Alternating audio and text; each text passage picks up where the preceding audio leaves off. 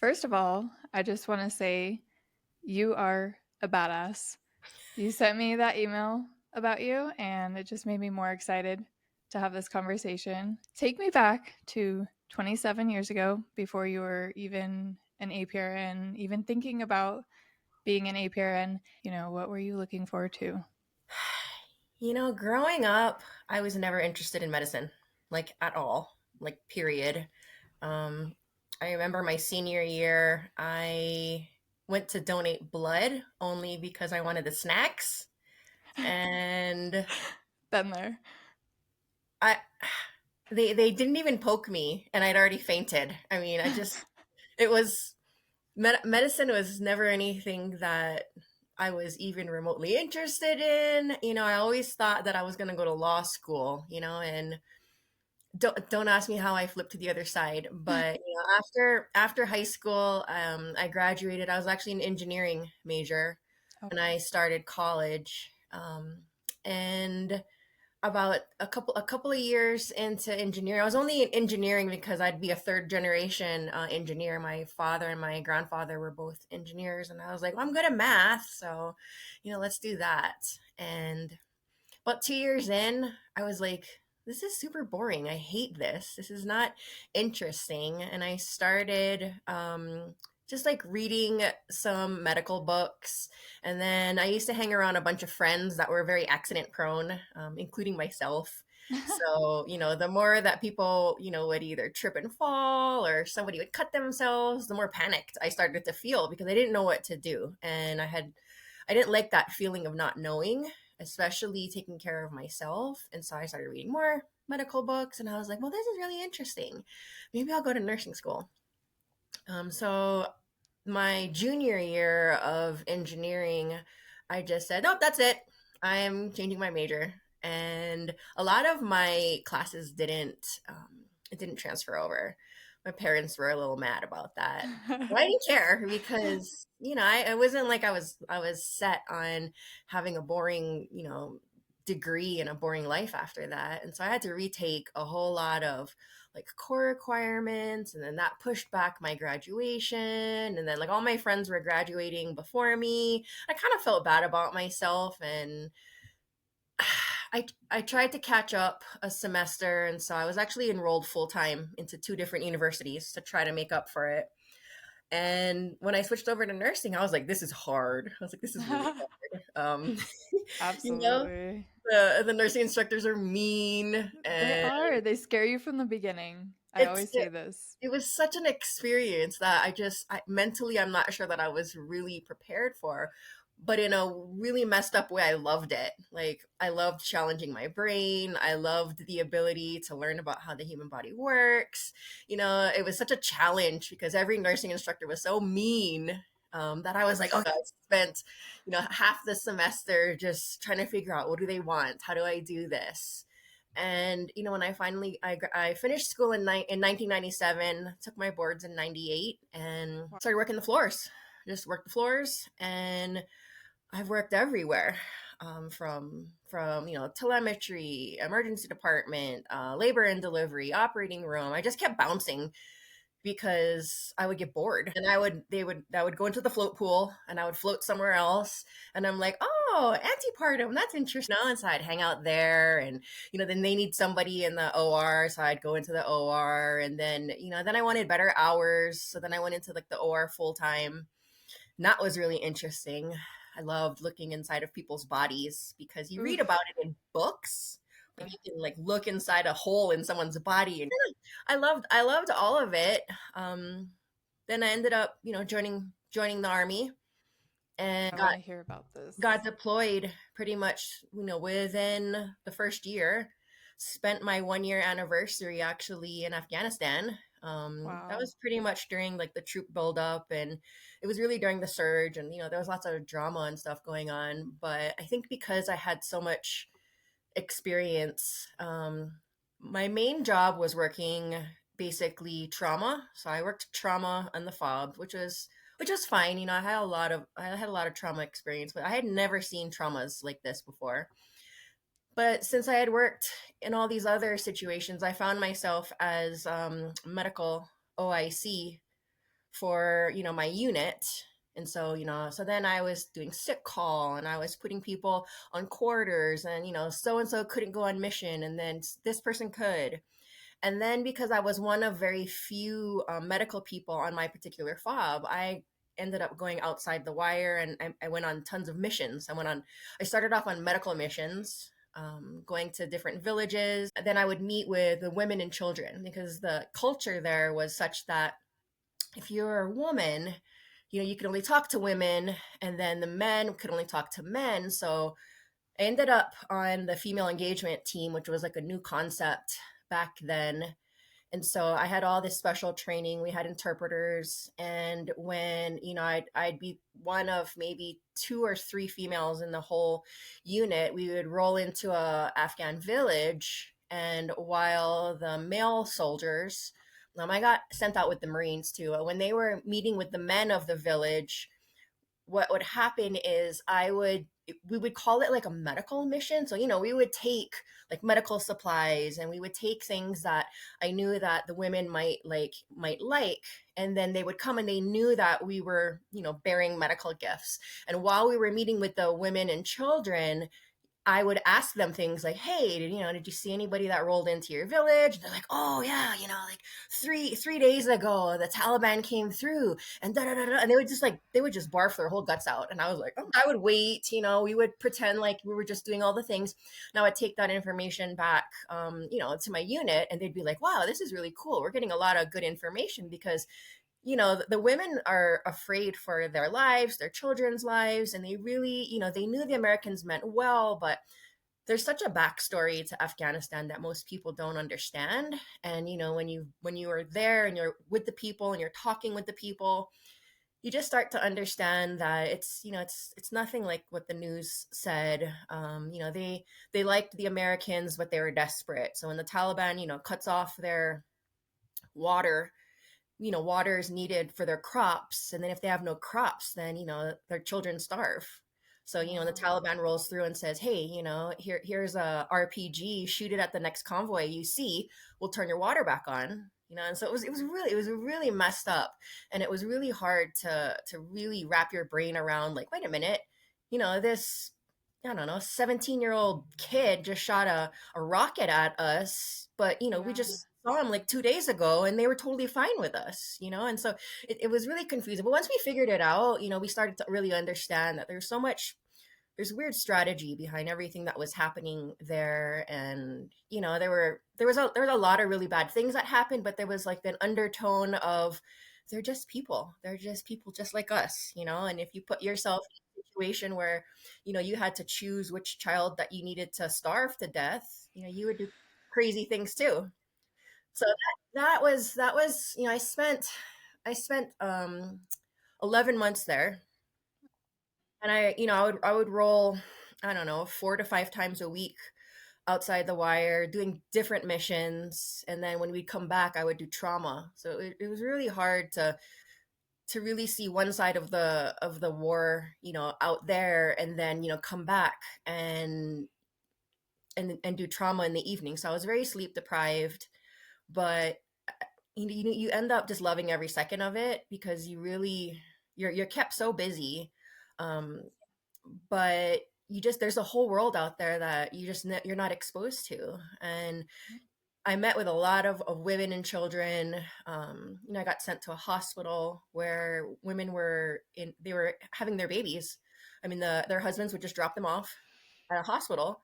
And when you think hospital, you're like, oh, they have hospitals there. I'm like, Honestly, sort I of. picture like a tent or Yeah, something. it's sort of. And so it's sort of like this, like two rooms and a hallway. And so all these women would be laboring in the hallway, like in the cold, Oh just my laboring. gosh. And there's no nurses, there's no doctors, there's no IVs, there's no fetal monitoring, nothing. They're just laboring. And the other women would help the other women as the baby starts to crown. And if you were lucky, and when the baby would start to crown, they would pull you into the back room so that you didn't have to deliver in the hallway. And there would Oh be my like a midwife, like another female there, that would actually help assist, the birth. And then, you would deliver the baby.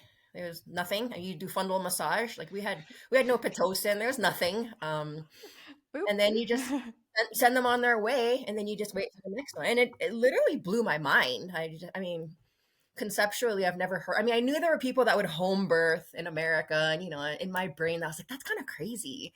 But when you just see people just pop babies out, like in the middle of a third world country, you're like, holy That is moly! so wild. It Oh is. my It's gosh. amazing. It's absolutely amazing. And Was so everyone generally healthy there? Like, was it I all would healthy say, birth? yeah, I didn't see any really traumatic births. I saw a breech birth that happened. Baby Mm. comes out looking a little blue, but they recover. And people are running around. They're not running around in Nikes, or some of them are just barefoot running around. Their BMIs are all good. Nobody is. You rarely ever saw anybody that was overweight. They grew a lot of their own food. So they would have, like, there's a lot of wild turkeys running around, which was kind of weird. They had cows. We had chickens. We had some projects where we would teach them how to take care of chickens so that they had a sustainable protein throughout Nice. the winter months. So, I mean, they were really eating clean and whole foods that they were growing themselves. They would grow wheat and they would eat a lot of bread. These people are eating carbs, which kind Yeah. of blew my mind, because as someone that's constantly like, oh, I gotta watch my carbs, I was like, how are these people eating carbs? So Yeah. it opened my mind that there's a different lifestyle and diet that there's no fast food. There's not a lot of there's not of what we're exposed to here, in the United States, where it's nothing about convenience. It's about growing your own food, harvesting it, eating what you can. They would take their vegetables and throw it up on their like their roof. So they had Hmm. these mud huts. They throw it up on the roof so the sun would dry it. And Oh, then once it was like a dried vegetable, that's how they would save all of their vegetables for winter. And then they would make soups in the winter. wow. So I mean, it was fast. So we would roll into villages. You're like, why is there a bunch of carrots on these people's roof? So when That's I so got home, awesome. I was just like, you know what? This is so interesting. I bought a sun oven, and so I do all Did you kinds of, like, put the carrots on the roof? my husband would have been like, "What are you doing?" I mean, if my roof were lower, I might have, because there's some really amazing things that you can do just to preserve food and just to have clean water. Yeah, And there's such absolutely. limited access to care that they're not on prescriptions. I mean, like, the only care that they need would be like acute, like if they have like a cut that's infected, they might need Hmm. antibiotics. And so in our medical missions, we might have some oral antibiotics, and we'd be looking at things like that, or like broken bones. But chronic disease, didn't see it. Non-existent. Wow. So when you came back from Afghanistan, what did you think from then? What did you want to do from there once you saw that? Well, it was really hard because the way that the war was going, you knew that they were going to send you back. It Yeah. was like this perpetual war that I knew that it was a great experience, but I had young kids at the time. And as much as I loved it, I loved the camaraderie of being with my unit. I wasn't ready to do it again. So Yeah. I spent 2010 and 2011 there, back to back with two different units, and I got out, but I was also pretty messed up. So I ended up with a pretty severe PTSD. A lot of that was from the trauma that I saw, as well as not really understanding. Like, I just didn't understand what we were doing or why. So I spent a lot of time on myself. Didn't work at all, for a few years, because I was too traumatized to like be in the hospitals. To the smell of blood was very triggering for me. Helicopters flying over was pretty hard, and it took me a while to kind of gain my bearings back to having a normal life. It took me almost a year to be able to pump gas in my own car, which Wow. was it's just the small things I think people don't really understand when you come back from like a combat zone. And then I started losing some of my guys to suicide. And then that was, just when you're making some gains, you get set back a little bit. So I didn't work because I just felt like I couldn't. And the thought of going back to, the hospitals or regular medicine was just unbearable. I was like, I know I can't do it. Like, I've seen what people look like, without healthcare. I've seen how the body can just naturally heal itself, and how, diet and lifestyle and just moving your body in ways that are healthy can keep your body healthy, and your weight down, and all these chronic diseases don't happen. And I mean, I wasn't seeing people like, with knee issues or Yeah. plantar fasciitis. I mean, they're like running Yeah. around in their like pajamas all over the place with no shoes, jumping over walls, and you're like, wow, that's amazing to me. So it was just really hard. So I ended up doing like an administrative job for the government for a few years. And once I had my head straight, which was right around 2019, it took me, I guess, yeah, it took me about 7 years just to recuperate from that. Wow. 2019, I was ready. I was ready to kind of go back into the system. And then COVID hit. And when COVID hit, it it's probably what solidified my belief that something was wrong. And by that point, I had been in the nursing field for a really long time, and I followed everything that they taught me. We hand out pharmaceuticals, we give medications, and it's Mm-hmm.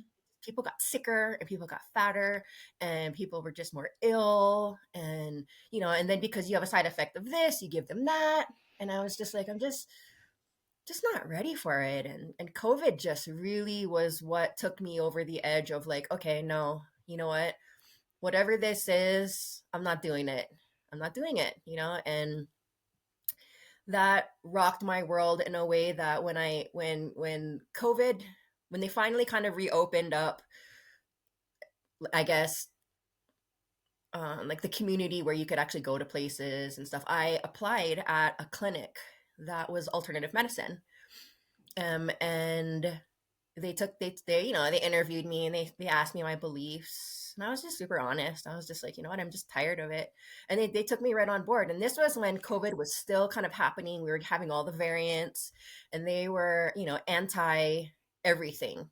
So people would come in and we would treat them with, all the things that we weren't supposed to treat them with. So we were Mm-hmm. treating them with IV vitamin C. We were treating them with ivermectin, and people were recovering, and it was fine. Yeah. We weren't having people dying left and right. And it was sort of like they got really sick, they had high fevers.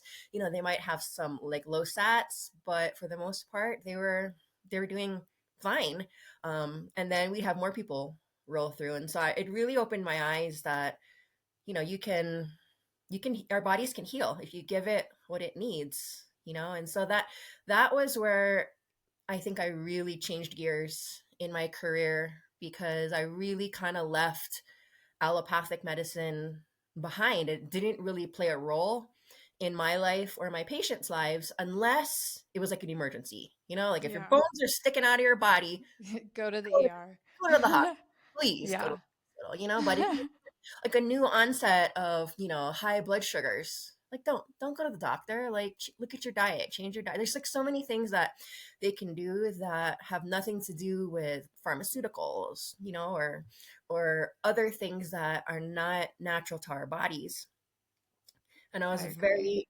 I was very lucky to have other providers train me and teach me about supplements and different types of IVs that work with your body.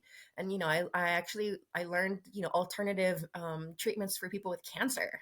Yeah. And it blew my mind. It blew my mind. I lost my dad to cancer, and then here I am, helping people become no evidence of disease from the exact same cancer that my dad died of. And it was like my mind, it was so incomprehensible. It takes such a long time to really unbrainwash yourself from Western medicine, that every day was like being in school all over again. Like it didn't matter how many years of experience I had. I was like, what do you Yeah. mean you could do this? So Oh my gosh. that's Yeah. that's that's pretty much where, that's kind of like my whole history. And so now that's pretty much the only kind of medicine that I practice is, functional integrative. I mean, don't get me wrong, I'll prescribe, a medication, if they need it. So if someone has a UTI, I'll prescribe an antibiotic if they absolutely need it. But then we're going to talk about, like, why is this happening? How can we fix root causes? So Yeah. it's been a journey, but I wouldn't trade it for the world. I mean, it's brought me to where I am today, and my experiences working in the hospitals really solidified my decision that this is the way that I want my career path to go. Yeah. Wow. I resonate with your story so much. It's like we went through such a different path, but the same lesson came into play. Either Yeah, you get hurt by something, you get sick by something, someone you know gets sick by something, and it just clicks. But it seems like the trend is you have to go through something to see it or to accept agree. it. Agree. There's a trauma involved with your ability to change a deep-seated belief that is easier. It's easier to stay status quo. It's easier to just go with the flow and not have to fight people, because in the path that I'm on right now, like I have to worry about, the nursing board. I have to worry about the FDA. I have to worry about, my license because I'm working outside of what is expected. And, if I ever went to some sort of, hearing and they bring in allopathic providers, because the standard of evidence is going to be like, well, what would you do in that situation? And those Yeah. people would be like, well, I'd prescribe this, and so I'm like, oh Yeah. man. So it's like it's difficult because most of my patients, they understand that this is the type of medicine that that I practice, but they come to me because that's what they want. Um, Yeah. I always ask them, I'm like, okay, we're looking at this. I can prescribe this, but that's not why you're here. That's not why you're Yeah. here at all. Like, how can we get you off of 3 different hypertensive medications? Like, how about we go from 3 to 2 and make these small goals to get people off of medicine? And while I'm getting them off of medications, putting them on either supplements or lifestyle changes that allow them to continue to have a good quality of life, because Yeah. it's possible. People need to know it's possible. I mean, like getting off of blood thinners. People, I'm going to be on blood thinners for life. Really? You Are don't you? need to 'Cause be. you don't have to. I Yeah. mean, same with all these other medicines that they think they absolutely need to be on, and it's not necessarily true.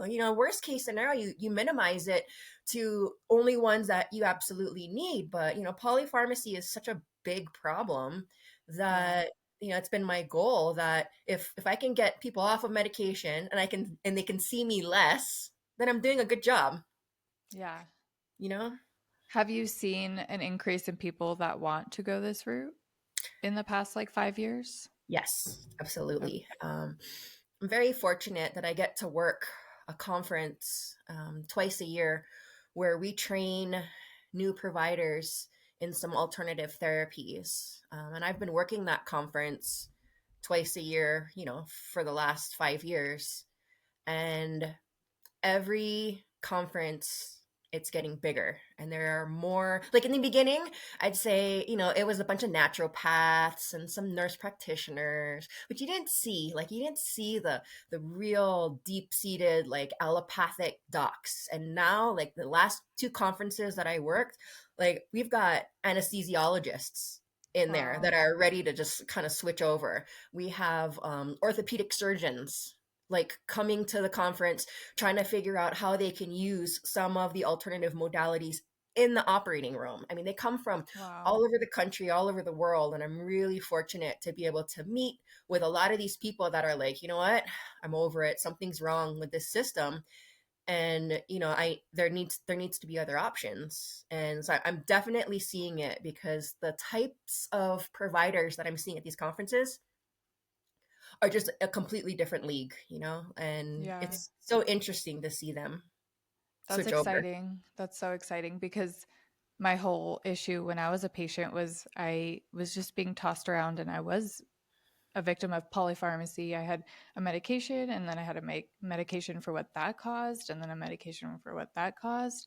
And I didn't have any options for any other alternative method. There was no one going, oh, if you want an alternative way, go here. It was just Yeah. take these medications and maybe it'll work, or maybe you might die, is basically what they were Yeah. saying. So, and no answer, which is That crazy. and that, and it's hard because that's how they're taught. They, as much as I want to be mad at them, and I have a lot of cohorts that I'm like, come on, like come to this side. You're on the dark Yeah. side. Come to the side of light. Yeah. They don't see it, and the infrastructure around medicine is such that insurance companies don't support us.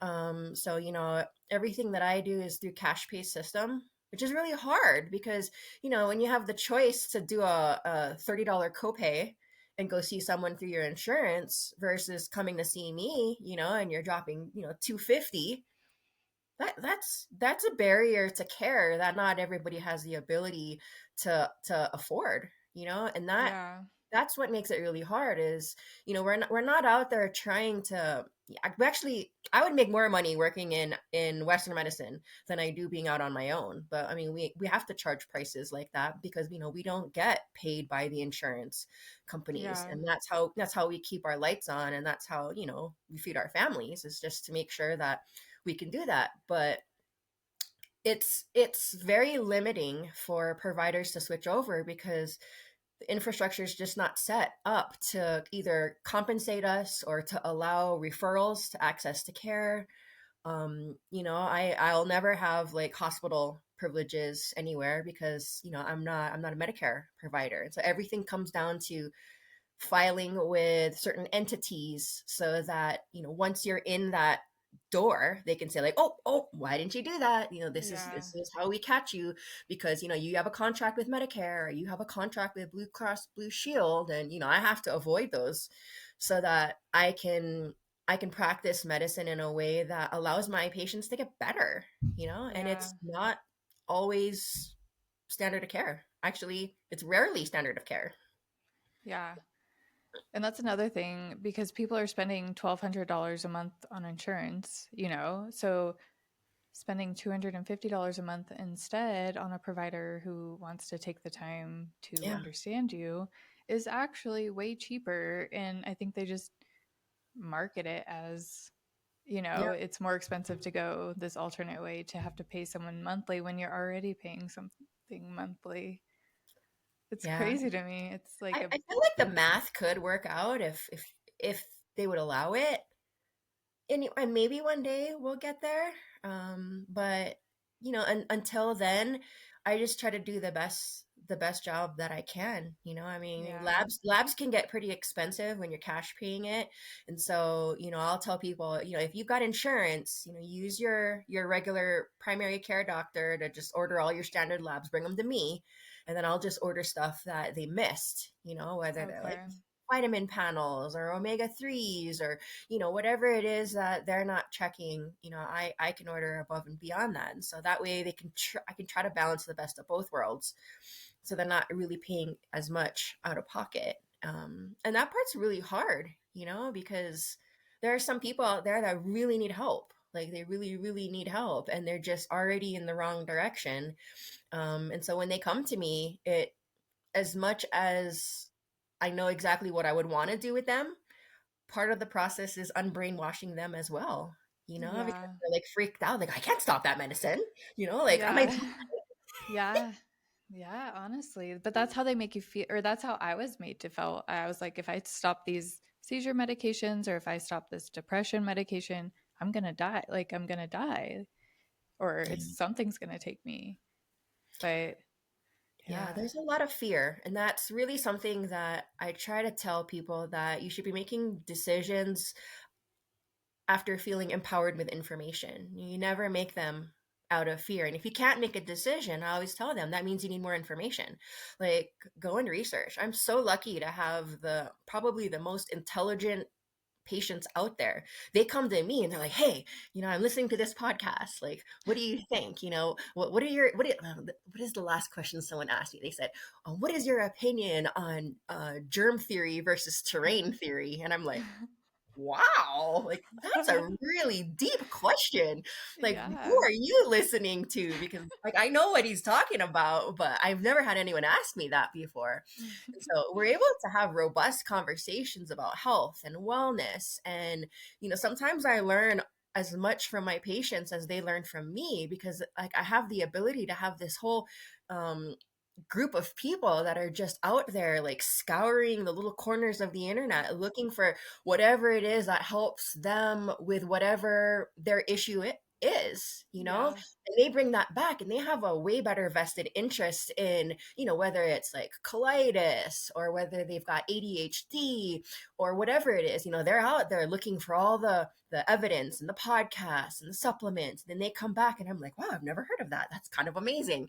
And so we have these conversations, and it's nice to be able to really know that I'm listening to what their concerns are, and if they want to try something and it seems off the wall, I don't judge, because I mean, I've definitely done some stuff off the wall that someone would have judged me for. And Same. it's just my job to make sure they're doing it as safely as possible, Yeah. within, the constraints that I have, so if I need to order labs on them and say, okay, that sounds a little interesting, but let's check some labs on you before and after, I'm totally willing to do that. It's a lot of it tends to be whatever their comfort zone is. As people get sort of unbrainwashed, I just meet them where they're at.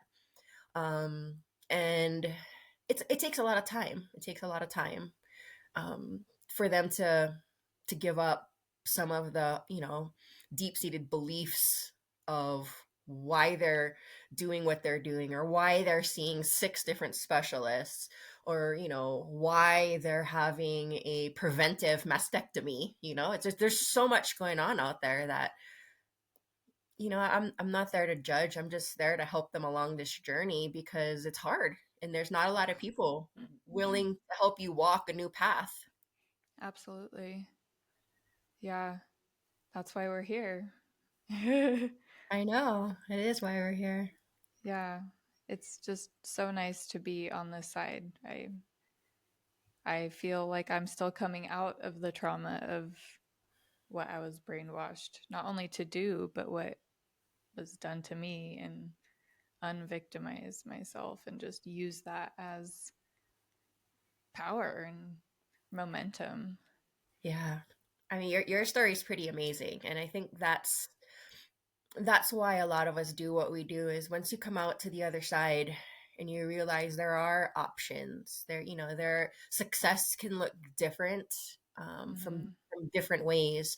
And I I dislike the God complex that a lot of medical providers have, where it's just like my way or the highway, or I'm a specialist and I've been doing this for 20 something years. And you know what? Great. If my bone's sticking out of my body, by all means, please use your Please 20 fix it. years and stick it back in my body. But when it comes to other options, I kind of want to know, and Yeah.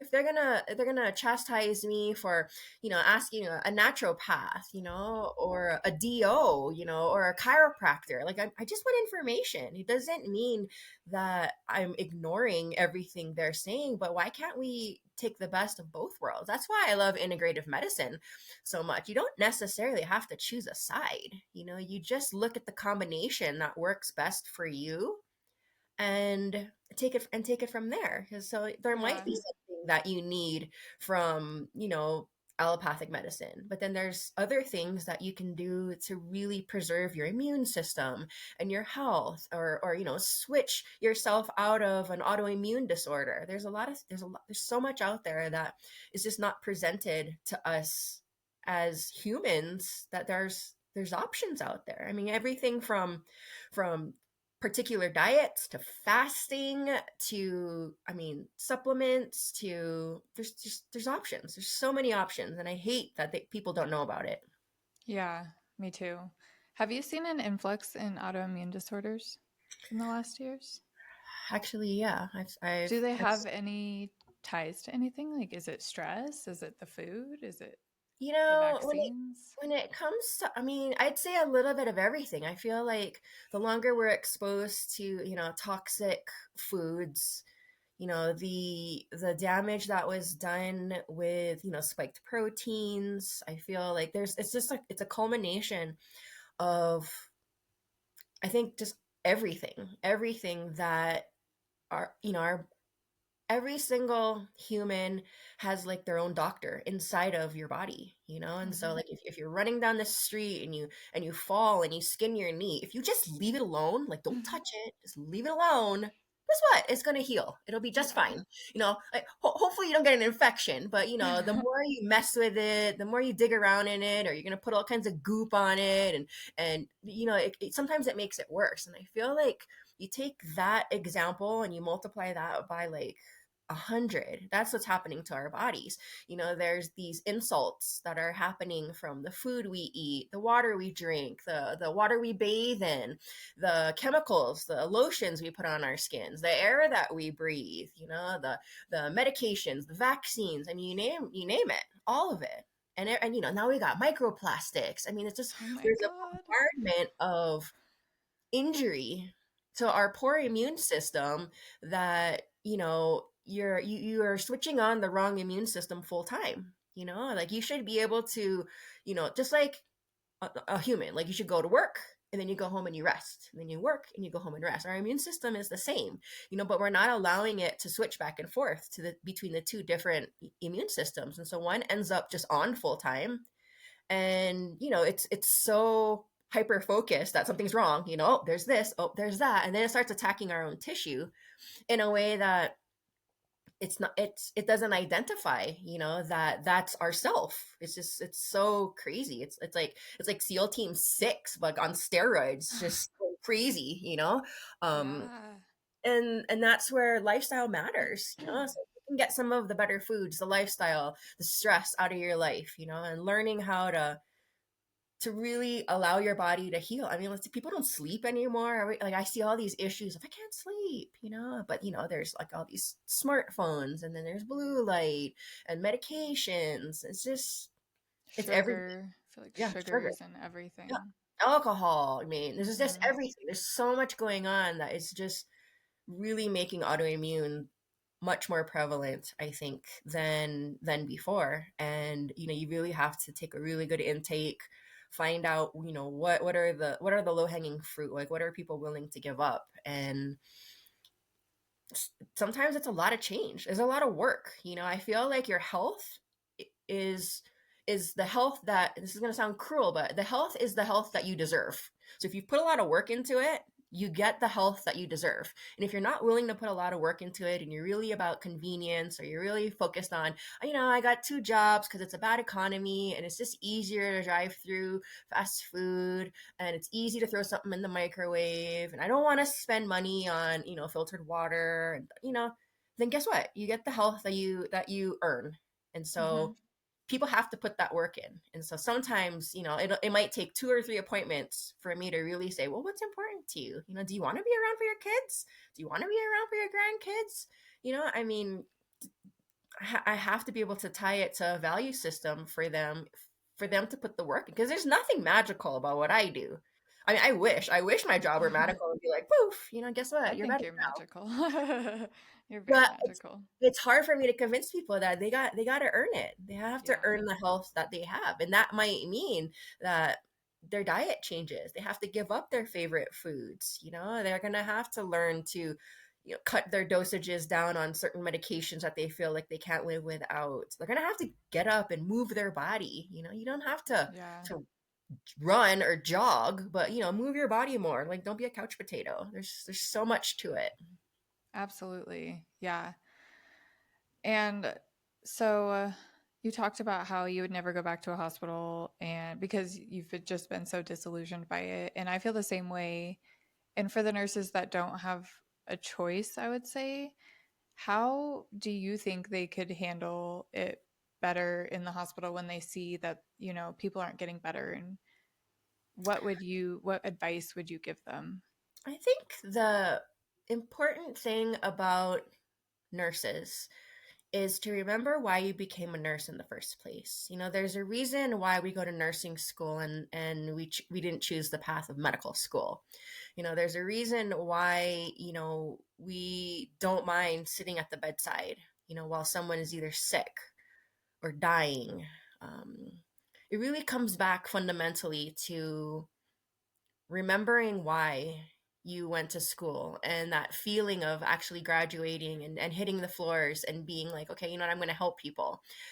When you focus on those feelings and you're reminded that a huge part of what we do as nurses includes education, and when you're giving discharge instructions or when you're helping people through sometimes the worst times of, and if they're in the hospital, generally there's some sort of acute situation going on, Yeah. and so there's a lot of grace that can be given to nurses when you're in the hospital, because they're there because something's really, really wrong, and if something were stable enough, they wouldn't necessarily be there. But there's a lot of opportunity to really educate people that, hey, you know what, have you ever thought of looking at other alternatives, or this is a really great podcast that I listen to, and it's totally fine to keep doing what you're doing, but there's other options out there, or I had another patient that did X, Y, and Z. There's a lot of ways that, and I use those tactics actually a lot, because I get people that are dragged into integrative medicine and they're all in on Western. They're just all in. But I can see how it could help them. And so a lot of it is just making sure that you hone your people skills, because what we do, how we are as nurses, we build that interpersonal relationship, and you're there, 90% of the time, learning about who they are, and do they have kids, and what was their job before they got hospitalized, and the providers pop in and they pop out, and they don't really know. They're just sort of a diagnosis, to them. Yeah. I mean, there are some great providers and docs out there, so don't get me wrong. But Absolutely. for the nurses that are starting to struggle with it, the more you unbrainwash yourself, it becomes harder and harder to work there. So I would say, migrate to floors or to units that tend to be a little bit more of, acute care, versus chronic. Because when you start seeing, I don't know, like I think one of the worst places would be like an old folks home, so they're at the end of their life, no one's taking care of them, they're just pumped with all these medicines. You see the nurses like pushing these med carts and filling these little cups with 3 little cups of all these crazy medicines.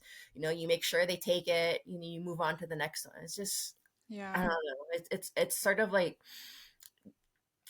suicide on a payment plan is what that looks like.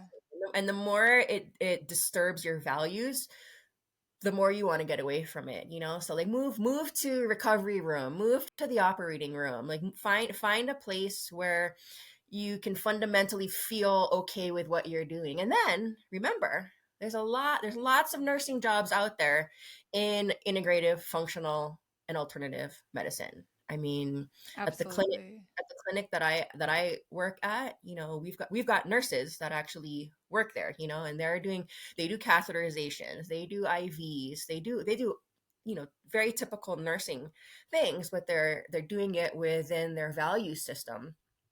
So, if you don't like where you're at and you're just like, this is not right, like I think I'd have a really hard time working in the hospital, like on an oncology floor. Um, Yeah. not because the fact that they're dying, but based on the fact that there's other options out there that they have no idea about, and Yeah. that would drive me insane. That would drive me, I'd Yeah. probably get kicked off that floor, in the Yeah. first day. But you have to just find a place that fits your belief systems as best as you can. And as you develop more into a person that is like, wait a minute, no, this I can't do this anymore, then you keep moving, and before you know it, you're going to find a place that fits you better. And it's not about chasing the money, it's about fundamentally finding who you are, having that align with your personality, being able to sleep well at night. And then before you know it, money chases you because you're 100% true to who you are and who you, because people know when you're not true to who you are and you're faking it, like people know. Yeah, And they can feel it. yeah, and so just, be true to who you are. And if that means taking a pay cut, you know, then you take a pay cut. It might be temporary, but sometimes you just have to do it. You have to take that leap of faith because otherwise you're going to make yourself sick. Oh, The absolutely. stress, the sleepless nights, the mental terror that happens is not worth your health because you're making $5 more at this job versus that job. So a Yeah. lot of that just takes time and experience to understand that there's different ways to move through life to where you're finally become happy with where you're at. Yeah. And I think I'm at that moment right there because I went through, leaving the bedside and I didn't work for a while. And then I realized, oh shit, I have to work to figure out how to pay bills. So I just got a job as a waitress. And I was like, the humility, whatever, I'll deal with that. It's Hmm. in my own mind. I create this. I Hmm. left the bedside. I worked as a waitress. I made pretty close to what I was making as a nurse, honestly. It was just a little bit of a pay cut. And then I went back to nursing. I found a job that worked for me and and that's how I met you. And then, I'm meeting so many people that have cured their own cancer and I'm just Yeah. learning and like my eyes just keep getting opener like wider and wider and wider. Before you know it, you're gonna be in a place where you're like, I can't believe I didn't do this sooner. I I feel like know. everybody that comes over to this side suddenly goes, oh, yes, it's a bumpy road. It's hard in the beginning. You don't know, where your place is. You don't know who your people are. You don't even know what to trust anymore. There's so much conflicting information. But at a certain point, you land somewhere, and you land somewhere where you're like, wait a minute. I kind of like this place. I kind of like, what I'm doing now, and I feel good. I feel genuine, and I feel like 100% that these are my people, and then you're like, okay, that was kind of rough in the beginning, but once you find your footing, it's you regret not doing it sooner. I mean, Absolutely. that's all we can do sometimes. Yeah. Wow. I feel like I'm going through the process in real life. Just everything, it's like we all go through the similar thing in a different way. And it's just so, I guess, validating that, you went through something similar and whoever's listening is probably going through something similar. And we all found each other, it's, Yeah, sometimes you have to feel really uncomfortable to really find the gumption to make big changes. And so, for anybody out there that's just their health's not great or their relationships aren't great and they're just in a bad place, that's really sometimes what you need. Sometimes you need to feel so uncomfortable that you're like, that's it. Something has to change. And what does that look like? It doesn't know, but if you keep doing the same thing, you're going to keep getting the same result, and I'll tell my patients that, sometimes life is like a math equation, and so 2 plus 2 is 4, 2 plus 2 is 4. And then you keep going through life. 2 plus 2 is 4. This is what I do. And 2 plus 2 is 4. When you take something tiny, you just be like 2.1 plus 2, you get a different result. I mean, it's very slightly different. You get yeah, 4.1, but it's slightly different. So yeah, sometimes, you don't need to go from 2 plus 2 is 4 to 10 plus 2. You just make tiny, tiny, tiny changes, and you'll start to see tiny results that kind of get you to where you're going. And sometimes it's a diet. Just by cleaning up the diet, maybe maybe you're really not depressed. Maybe you're deficient in something. So make the small changes to get you going in that direction. And it's not necessarily anything that's wrong with you. It's just small things that have to change. And sometimes that's what you need, is you need to feel really uncomfortable before you'll say, okay, I need to do something different. I'm going to go get some sunshine on my face. I'm going to let my feet touch the grass. I'm going to eat, a little bit less of this sweet dessert, or, whatever. I'm going to drink more water. There's like so many tiny things that you can do that will give you a different result. yeah. And they're very basic and they're almost free usually. I Oh go yeah. outside and I sit in the sun and I instantly I'm like, oh, I just feel better, you know? I'm a little anxious. I'm going to step on the treadmill. I'm going to Yep. walk for 30 minutes and then I feel better. Yep. It's just the symptoms that you have to learn about yourself, about your body, what your body needs, what it's asking for. And I totally feel that I was depressed because I was nutrient deficient and I was also environmentally stressed, so I was anxious and they Yeah. were medicating it and then the medication caused, so but now I realize and I'm completely medication free. So there's a That's way, you amazing. just have to learn your symptoms, learn why they're there. Yeah, it's our body telling us something. So you don't want to necessarily numb it. You want to listen and figure out, the what and the why and take it from there because I mean, unfortunately, that's where the pharmaceutical industry has been. They make a lot of money from going, "Oh, you got this? Well, I guess what I have for you," Yeah. and it's so disturbing versus, hey, you know what, like my knee feels a little weird, like, instead of like popping Advil or Tylenol, it's like, well, what are you doing with your knee? Like, can we change our shoes? Can we not jump? Can we, do we have some sort of injury? Do we need to rest? Yeah. There's so many things that need to happen, and instead of ignoring all the signals that our body gives us in whatever that looks like, whether it's crazy bowels, headaches, whatever, however, whatever someone's symptoms are, that's your body talking to you, and you deserve to be able to listen to it so you can have the best health you possibly can. Absolutely. Knowledge about yourself, knowledge about, medicine, real medicine like food, sunlight, it's really powerful. And you'll feel empowered when you make that change and when you start doing the things for yourself. Yep. Yeah. So I want to ask you, do you have advice for the listener right now that is just waking up to the system and how it works and wants to start taking the first step out of it? What would you recommend? How would you approach it? I would say go at your own pace. Like, if you in your gut feel like something's just not quite right and you're looking for a different solution, I would say, learn as much as you can. The world that we live in right now gives us so much access to information. It's like right at our fingertips. You don't have to go to the library anymore. You can just Google search. But there's so much information out there. The question then becomes, how do I know what's good? How do I know what's bad? You don't.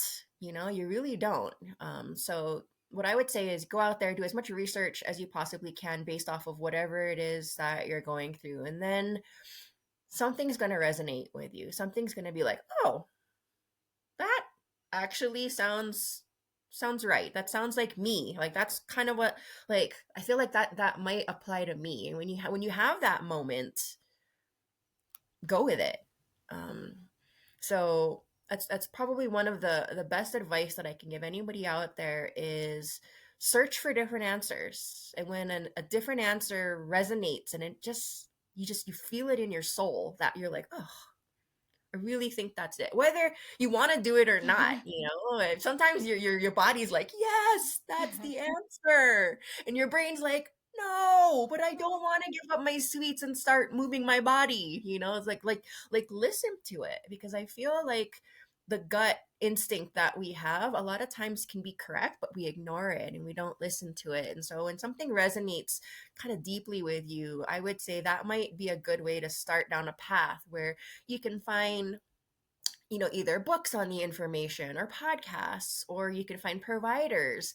And when it comes to medical providers, like if you've got a primary care provider and you're like, I really don't like this person, get rid of them. Fine, tell them that you want to switch to somebody else and somebody within your insurance. And there are providers out there that actually care and give you a little bit more time and attention, and just keep kind of shifting gears in a way that just aligns better with your values and who you are. And before you know it, you're going to find yourself in a place where you might be a little subject matter expert for whatever it is that you're going through. And then you start finding your people. There's tons of groups, like even online.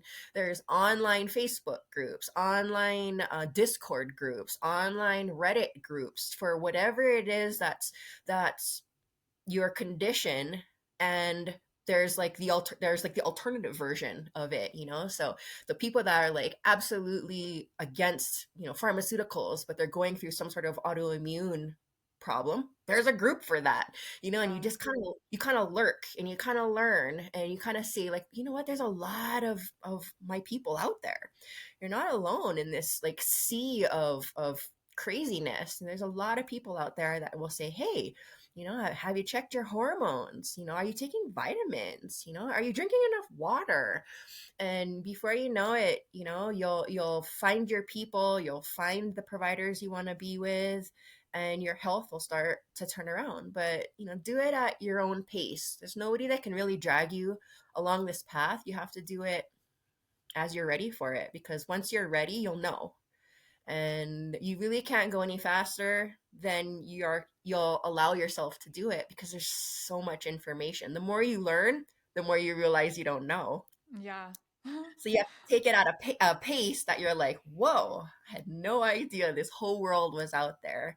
And you just kind of explore it, slowly, in a way that just allows you to regain your health. I love it. Absolutely. And so you practice in the Northern Nevada area. If anyone wanted to come see you, are you accepting patients or do you have a wait Yeah, list? so I recently opened a private practice that it, I recently, I'm still see patients in the clinic, but I recently opened a private practice because I wanted to be able to see patients that are more on my terms. And that, what that basically means is, basically it's a telemedicine practice. So I'm licensed in 7 different states. And that allows me to help people outside of just even this immediate area. So, I'm licensed in Nevada, Hawaii, Washington, Idaho, Utah, Florida, Connecticut, and there's a whole bunch of others Wow. that I'm waiting to come back on. And a lot of that is because I feel like there's such a need for people to, at least, even if it's just a second opinion, if it's just like, hey, I'm going through this, and what would you do on the other side? I'm open for those types of things, as well. And I'm trying to make it accessible for people so that people have an opportunity to ask questions. It's judgment free, and it's sort of like a take it or leave it. You can do this and you can do that. It doesn't have to be an or. You can do both, especially when it comes to the cancer patients. They're so terrified that I hate for them to feel cornered into just one direction. So I do, but I do screen them. I want to make sure that we're a good fit. So there's a lot of there's I have a good process in place where people can reach out to me. I have a website. I do focus a lot on like bioidentical hormone replacement therapy. I do a little bit of primary care. I do a little bit of metabolic oncology, and I do medical management and oversight of people that want to do peptide therapy. And that's just because there's a big need for people to have, someone watching their labs to make sure that they're not hurting themselves with some of these peptides that are out there. And so, a lot of it is just, my goal is to help people and meet them where they're at. And, sometimes if it's too complicated for telemedicine, then I have to politely just tell them, you need a provider that can see you in person. And unfortunately, that's not me, but, I do have cohorts across the country. So sometimes I can refer them to somebody that can actually lay hands on them and do a physical exam, because telemedicine's sort of right for only the right kind of people. Otherwise I'd Yeah. be doing them a disservice. So there is some screening involved with that, but for the most part, I'm pretty available, especially when it comes to just having like an alternative opinion. It doesn't necessarily mean that I'm taking them on, full time as a patient. It's just that, hey, this is what I'm going through. This is what my doc said. What do you think about that? And sometimes I'll be like, hey, there's other ways. And if you find a functional provider near you, these are the things that are open to you. Yeah. And then they go, oh. So sometimes I'm just a traffic sign of going, go this way, go that way. Yeah. And I'm okay with that too. And it's just because it's about educating people out there that there are options, and that's really at the end of the day my goal. I love it. Are you open to sharing your website? And I'll put it in once we get off here, I'll put it in the description or the caption Yeah. for people to find. So my website is just gabrielwellness.com. Okay. And it has some of my pricing info in there. Has a Okay. little bit of like what I do, and the phone number is on there. You can either call or text. And one of the first things that I'll do is I'll send out intake forms, and that Okay. is just because I wanted to make sure it's a right fit for what's going on. And so when the intake forms come back, like I don't take any deposits, I don't take any money. I review all the intake forms to make sure that it's a right fit. And then I ask people, like, what are your goals? I mean, I'm not going to be able to manage certain conditions if they're really complicated, but if they just want a second opinion on what they're currently going through, and or maybe a referral to someone in their neck of the woods, I can do that.